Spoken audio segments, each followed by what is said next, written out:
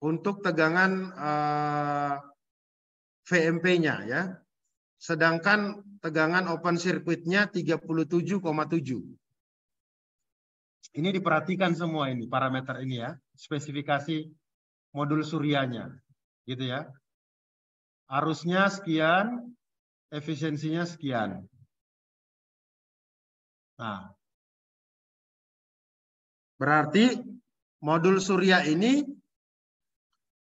dibutuh dirangkai bentuk string minimal berapa panel? Kalau misalnya kita mau sambungkan dengan inverter di sini nanti, yang tadi, berarti butuh berapa panel?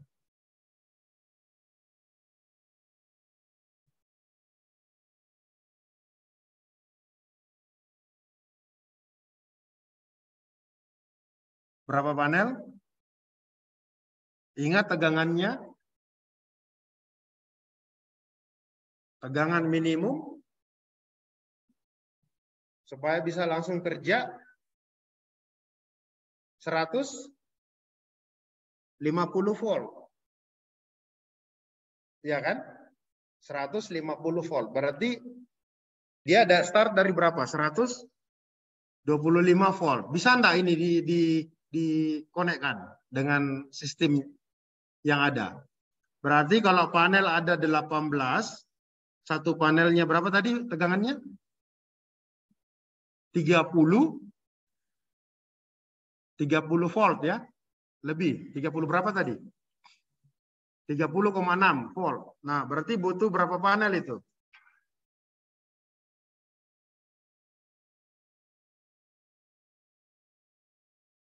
5 panel. Jadi minimum 5, kalau dirangkai seri, dapat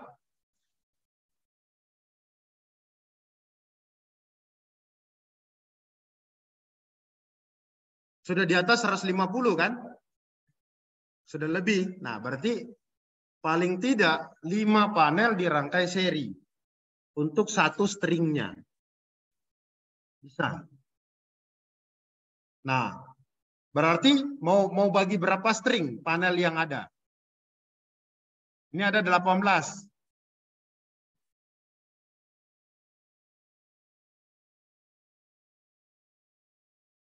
Ya 6 bisa saja. Iya, enggak apa-apa. Kan minimal, toh. Minimal kan 150, jangan di bawah 150. Kalau di bawah 150, dia enggak kerja. Enggak boleh kurang. Ah, berarti kalau pakai 6 jadinya berapa? 3 string. Tapi inverter ini hanya siapkan 2. Nah, kalau bagi 2 string saja bagaimana? 9. Tegangannya jadi berapa? Jangan sampai di luar range lagi. Kalau 9 panel 275 volt. Memenuhi enggak? Bisa berarti itu? Ya bisa, berarti ya buat 2 string saja. Jadi itu yang diperhatikan, ya. Itu yang diperhatikan. Nah, berarti untuk kebutuhan sini, kalau kita misalnya boleh enggak kita gunakan inverter yang ini? Ya, ya. Boleh enggak? Gimana cara rangkainya? Ya, itu yang harus dicek. Tegangannya memenuhi atau tidak. Oke, tegangan memenuhi. Kalau kita rangkai bikin 2 string, masing-masing 9 panel. Nah, arusnya gimana? Memenuhi enggak arusnya? Arusnya di situ dikatakan berapa? Paling tinggi 12 ya. Paling tinggi 12. Nah, arusnya jadi berapa itu? Arusnya jadi berapa? Tadi data panelnya? Wah, ini enggak ingat ini ya. Arusnya berapa? 8,5 ampere ya. Nah, berarti kan masih di bawah 12 ampere toh? Ya, berarti masih bisa.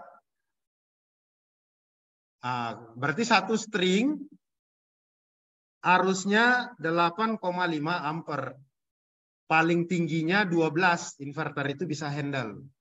Berarti tidak masalah. Kan gitu. Jadi masing-masing di 12 ampere ya, paling tinggi. Nah, masing-masing string nanti jadinya hanya 8,5 ampere. Jadi memungkinkan untuk dipilih jenis inverter yang tadi. Itu kira-kira gambarannya. Jadi harus cek satu-satu, ya. Cek satu-satu. Nah, ini gambaran sisi AC dari inverter tadi ya. Ini saya perbesar dikit. Bisa kelihatan ya. Nah, dayanya itu 5.000 watt dan seterusnya. Arusnya, tegangannya, ya ini saya kira sudah standar ya. Standar tegangan di sisi AC. Oke. Ada pertanyaan terkait inverter? Nanti output inverter ini ya, kita lihat outputnya misalnya di kapasitas 5.000 ya. Nah, ampernya berapa ini? Ampernya berapa? Berapa amper maksimumnya?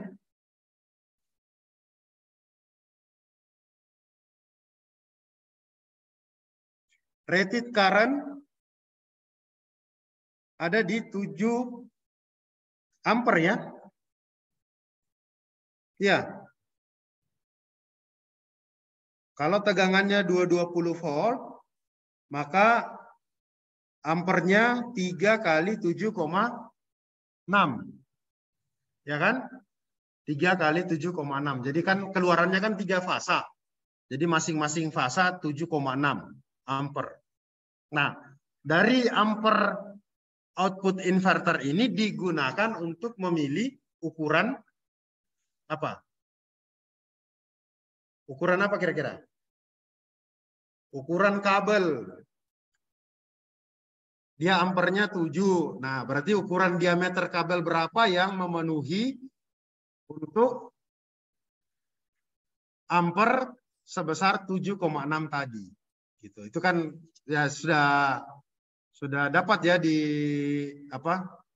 PUIL ya, di mata kuliah instalasi. Itu ada di situ diatur. KHA, kemampuan hantar arus dari penghantar, kan ada ya. Nah, itu dasarnya di situ. Nah, itu digunakan di situ ya. Jadi ini dicek, diperhatikan, oh minimal kabel yang kita gunakan nanti berapa ya. Saya dapati kasus ini waktu memberikan pelatihan di Jayapura 2 atau 3 minggu yang lalu ya. Jadi kontraktor itu masang kabel ukurannya kecil. Ukurannya kecil dia pasang. Akibatnya panas. Jadi saya sempat bawa alat ukur dan langsung cek penghantarnya itu sudah panas. Jadi dia hanya pasang ukuran penghantar 10 mm. Padahal seharusnya dia pasang minimal 16 mili. Jadi ya kadang-kadang ada kontraktor yang nakal begitu ya. Ya hemat tapi dia memilih komponen yang tidak standar. Akibatnya ya nanti ya berakibat di kinerja sistem. Jadi justru nanti losses di kabelnya tinggi begitu. Itu harus dihitung dengan baik sehingga minimum kabel yang digunakan itu diameternya berapa itu nanti harus berdasarkan data itu. Jadi saya waktu itu cek kapasitas PLTS-nya itu PLTS atap itu 25 kWp. Nah,